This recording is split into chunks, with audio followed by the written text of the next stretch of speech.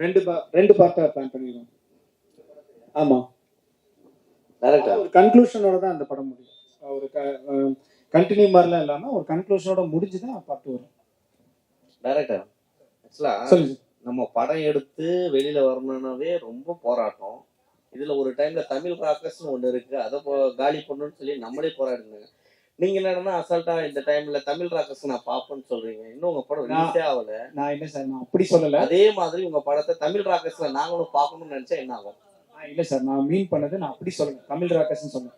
நான் ஒரு டைம் வந்து என்னோட ஃப்ரெண்டு கிட்ட நம்ம தியேட்டருக்கு போய் பார்க்கலாம் அப்படின்னு சொல்லி நாங்க ஒரு 10 பேர் போனோம்.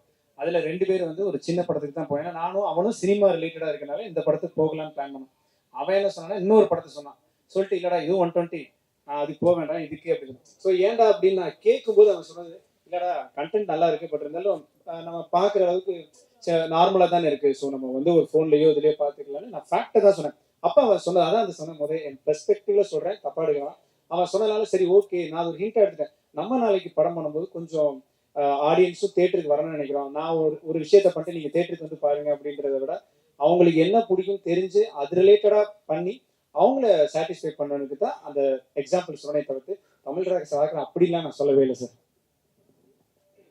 என்னோட பெர்ஸ்பெக்டிவ் முதலே சொல்லிட்டேன், தப்பா எடுக்க வேணாம். ஏன்னா கண்டென்ட் ரொம்ப முக்கியம், அதையும் நான் சொல்லியிருந்தேன். இங்க நிறைய பேர் கதறதை நாங்க பார்த்துருக்கோம், ப்ரொடியூசர் வந்து எல்லாருமே. அதனாலதான் அதை கேட்டோம். ஏன்னா அந்த வார்த்தையை நம்ம சொல்ல வேண்டிய வேலையே இல்லை. இல்ல சார், நான் வந்து ஒரு எக்ஸிடி ஒழிக்கிறேன்னு சொல்லி விஷால் ஒரு பக்கம் போனாரு. தமிழ் ராக்கர்ஸ் செய்ததும் நம்ம ஒரு கஷ்டப்பட்டு குழந்தைய பெற்றுக்கிற அளவுக்கு தான் இதுவும் எடுத்துட்டு வருது படம். சார் கண்டிப்பா. அப்படி வரும்போது அந்த பேரை ஏன் யூஸ் பண்ணணும், அவங்களுக்கு ஏன் ப்ரமோஷன் கொடுக்கணும்? இல்ல சார், நான் வந்து ப்ரொமோஷனுக்காக சொல்ல. அந்த டைம்ல இப்ப அதெல்லாம் இல்ல. நான் சொல்றது வந்து அந்த டைம்ல வந்து நானே ஓப்பனா சொல்றேன், அப்ப நானும் பார்த்தவன் தான். ஏன்னா நான் சினிமாவுக்குள்ள வரல, தப்பு பண்ணியிருக்கேன். ஸோ அந்த டைம்ல நான் பார்த்தேன்.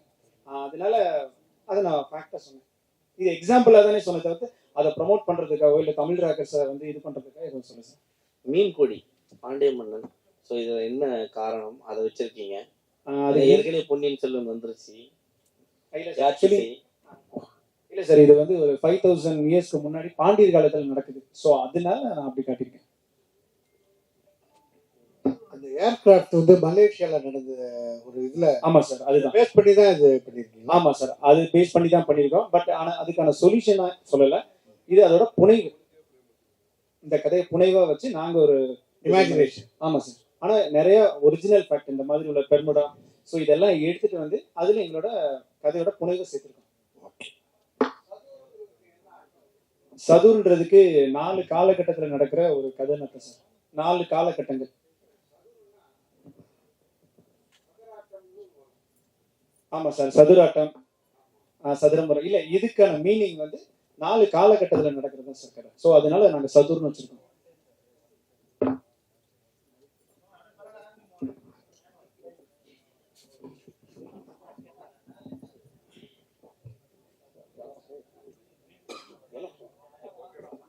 அங்க அங்க கேட்கு.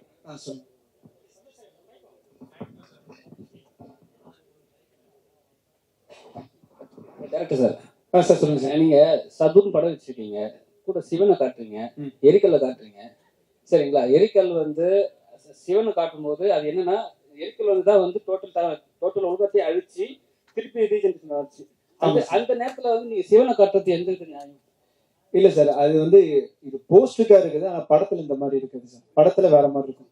சரி, அப்புறம் ஹெலிகாப்டர் காட்டுறீங்க. ஆமா சார், அதுல வந்து தமிழ்லாம் மென்ஷன் பண்ணிருக்கீங்களே, அது எப்படி? அது தமிழ் வந்து என்னன்னா, நான் தமிழ் உள்ள ஆர்வத்தினாலதான் இந்த இது பண்ணேன். ஆக்சுவலி இந்த கேரக்டர் பேரே தமிழ் தான். அது எதுக்காக வச்சிருக்கேன்னா, தமிழ் மேல உள்ள ஆர்வத்துல தான் வச்சிருக்கேன். ஹெலிகாப்டர் மேலேயே தமிழ் எழுதுவீங்க, தமிழ்ல போர்டு வைக்க விட மாட்டானுங்க. இல்ல சார், எனக்கு அது மேல உள்ள ஆர்வத்துல நான் அப்படி பண்ணிருக்கேன் சார். இங்கிலீஷ்ல தான் வைக்கிற மாதிரி இருந்தது, வேண்டாம் தமிழ்லயே தமிழ்னு போடணும். அதுக்கு ஒரு ரீசன் இருக்கு சார் ஃபிலிம்ல, அதுக்கு ஒரு ரீசன் சொல்லுவாங்க. ஆமா சார், ஆமா சார். இல்ல சார், நான் என்னன்னா, நான் இமேஜினரியா ஒரு ஸ்கிரிப்ட் நான் பிளான் பண்ணேன். எனக்கு விஎஃப்எக்ஸ் தெரிஞ்சனால அதை வெளியே கொண்டு வரதுக்கு யூஸ்ஃபுல்லா இருக்கே தவிர்த்து விஎஃப்எக்ஸ்க்காக இந்த படம் எடுக்கல. என்னோட கதைக்கு விஎஃப்எக்ஸ் தேவைப்பட்டுச்சு. அதனால நான் எக்ஸ்ட்ரா லேர்ன் பண்ணி என்னோட டீம் இருக்கு. நான் ஒருத்த மட்டும் இல்லை, கிட்டத்தட்ட ஒரு 10 பேர் இருக்காங்க. ஸோ அதை வச்சு ஒரு டீமை வச்சு அதை பண்ணியிருக்கோம். தனஞ்சயன் சார் எப்படி நீங்க சூஸ் பண்ணீங்க? இல்ல அவரு தங்கலான்ல பிஸியா இருக்காரு. சோ அதனால வரிசையா அவரை பிடிக்கவே முடியாதுன்னு அவரே மேடையில சொன்னாரு. 5 மணிக்கு மேல கிளம்பிடுவோம்ப்பான்னாரு. 5 மணி பண்ணிட்டோம் பாருங்க, போஸ்ட் பண்ணிட்டோம் பாருங்க. 5 மணிக்கு போஸ்ட் பண்ணிட்டோம். இது நடுவில் போஸ்ட் பண்ணியாச்சு. ரொம்ப இன்ட்ராகேஷன் பண்ணாதப்பா, படம் வரட்டும்பா.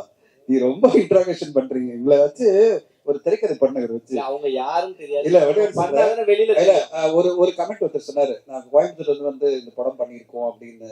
ஒரு விஷயம் சொல்லிடுறேன். தமிழ் சினிமாவோட ஹிஸ்டோரியனா ஒரு சின்ன பார்ட் எனக்கும் இருக்கு, அதனால சொல்றேன். கோயம்புத்தூர்ல தான் சினிமா ஆரம்பிச்சது. ஓகே, கோயம்புத்தூர்ல தான் மிகப்பெரிய ஸ்டுடியோக்கெல்லாம் கோயம்புத்தூர் தான் தமிழ் சினிமாவுக்கு ஆரம்ப காலகட்டம். ஓகேங்களா, இன்னைக்கு வரையும் வந்து மிகப்பெரிய ஸ்டுடியோக்கெல்லாம் கோயம்புத்தூர் சேலத்தில் தான் இருக்கு. ஓகேங்களா, அங்கிருந்து தான் மலைக்கல்லன் படத்துல இருந்து எல்லா படங்களும் இந்தியில எல்லாம் எடுத்தாங்க. மலைக்கல்லன் இருந்து எல்லா பெரிய படங்களும் கோயம்புத்தூர்ல ஆரம்பிச்சது. இன்னைக்கு கோயம்புத்தூர்ல நிறைய டேலண்ட்ஸ் வந்துட்டு இருக்கிறது சந்தோஷமா இருக்கு. ஏன்னா கோயம்புத்தூர் ஒரு காலகட்டத்துல தமிழ் சினிமாவை டாமினேட் பண்ண, இந்தியன் சினிமாவை டாமினேட் பண்ண கோயம்புத்தூர்ல இருந்து ஒரு சின்ன ஒரு தொய்வு இருந்தது. அந்த தொய்வு இன்னைக்கு விலகி நிறைய டேலண்ட்ஸ் அங்க வந்துட்டு இருக்கிறது சந்தோஷமா இருக்கு. அவங்கள நம்ம வரவேற்போம். இன்ஃபேக்ட் கோயம்புத்தூர்ல நான் வந்து கைமை கடக்குன்னு ஒரு படம் பண்ணேன். அந்த படம் வந்து மிகப்பெரிய அளவில் ஓடிடியில் சக்சஸ் ஆச்சு. அதான் ஃபர்ஸ்ட் நான் போட்டது. எனக்கு ஆச்சரியமா இருந்தது. நீங்களாம் சர்ப்ரைஸ் ஆவீங்க. அந்த கைமை கடக்க படம் வந்து ஒரு 30 லட்சம் ரூபாயில எடுத்த படம். அது ஓடிடிலே பெரிய ரெவன்யூ வந்தது. அந்த 2 பேர் சேர்ந்து நடிச்சு அட்டகாசமா கோயம்புத்தூர்ல இருந்து எடுத்து இண்டிபெண்டா படம் பண்ணியிருந்தாங்க. இப்போ இவங்க பண்ற படம் பாத்தீங்கன்னா அவங்களுக்குள்ள இருக்கிற அந்த டெக்னாலஜிக்கல் நாலேஜ் வச்சுக்கிட்டு, விஎஃப்எக்ஸ் வச்சுக்கிட்டு, விஎஃப்எக்ஸ் மூலமா ஒரு படத்தை எப்படி கிரியேட் பண்ண முடியும். இன்னைக்கு கிரீன் மேட்டை வச்சுக்கிட்டு நீங்க வந்து எக்கச்சக்கமான கிரியேஷன் பண்ண முடியும். அவங்க அதை வந்து ரொம்ப அழகா பண்ணியிருக்காங்க. அது பார்க்கணும்னு நான் பிரமிச்சேன். ரொம்ப திறமசாலிங்கப்பா அப்படின்னு. என்னன்னா இது நல்லா தெரியுது, இதெல்லாம் ரியல் லொகேஷனே கிடையாது, ரியல் இதுவே கிடையாது. கொஞ்சம் கொஞ்சம் ரியல் லொகேஷனை மேட்ச் பண்ணியிருப்பாங்க. பட் ஆனா முக்கால்வாசி எல்லாமே ஸ்டுடியோல வச்சு கிரியேட் பண்ண விஷயம். சார் சொன்னார் பார்த்தீங்களா, திடீர்னு பார்த்தா உள்ள போச்சு. அது மாதிரி எல்லாமே வந்து கிரியேஷன் தான். அந்த ஒரு முயற்சியை நம்ம பாராட்டணும். நான் வெயிட் பண்ணிட்டு இருக்கேன். இது படமா எப்படி இருக்கும். ட்ரெயிலர்ல அசத்திட்டாங்க 2 மினிட்ஸ்ல. அந்த 2 ஹவர்ஸ்ல எப்படி அசத்த போறாங்க நான் வெயிட் பண்ணிட்டு இருக்கேன் அகஸ்டின். ஸோ அதை நம்ம வாழ்த்துவோம்.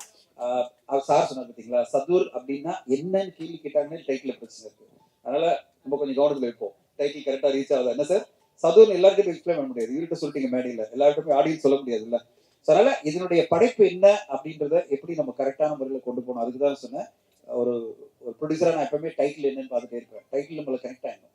அந்த விஷுவல் கனெக்ட் ஆகிற மாதிரி டைட்டிலும் கனெக்ட் ஆச்சுன்னா மக்கள் பேசுவாங்க.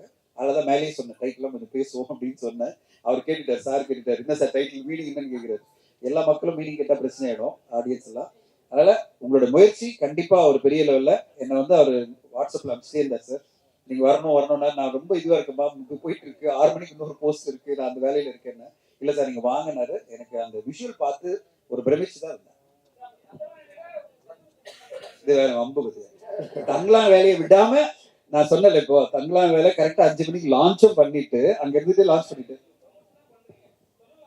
அதுப்பா தங்கலாம் லான்ச் மிஸ் பண்ணக்கூடாது. 5 மணிக்கு லான்ச் ஆயிடணும், அனௌன்ஸ்மெண்ட் வந்துடணும் சொல்லிட்டு ஜி பிரகாஷ் சார் கேட்டே இருக்காரு, அனுப்புங்க சீக்கிரம் அனுப்புங்க. அது கரெக்டா 4:55 அனுப்பிச்சு ஓடி போய் மேடையில் பேசிட்டார். ஸோ அந்த மாதிரி நம்ம கமிட்மெண்ட் என்னன்னா சொன்ன வேலையில டைம்ல லான்ச் பண்ணிடணும். இந்த விழாவை மிஸ் பண்ணக்கூடாது. ஏன்னா ஒரு யங்ஸ்டர்ஸை நம்ம வந்து அப்ரிஷியேட் பண்ணணும். யங்ஸ்டர்ஸை நம்ம வந்து முடிஞ்ச வரையும் சப்போர்ட் பண்ணணும்.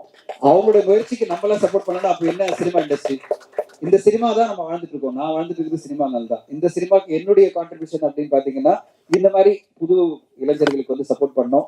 ரவி சார் மாதிரி நண்பர்லாம் கூடும்போது நம்ம வந்து வந்துடணும் அப்படின்னு தான் நம்ம வந்தாச்சு. ஸோ நீங்களும் அதே மாதிரி புது இளைஞர்களை, புது டீமை மிகப்பெரிய லெவலில் நீங்க சப்போர்ட் பண்ணதான் உங்களை நான் கேட்டுக்கிறேன். ட்ரைலர் பார்த்தோன்னு ஓடி வந்துட்டீங்களா? ஆமா, அந்த மாதிரி நாங்களும் ட்ரைலர் பார்த்தோம், நல்லா இருக்குன்னு தான் சொல்லிட்டீங்க. இது வெளியே போக கூடாது நீங்க வந்தீங்க. ஆமா, அந்த மாதிரி தான். அதே மாதிரி தான் நீங்களும் வந்துட்டீங்களா.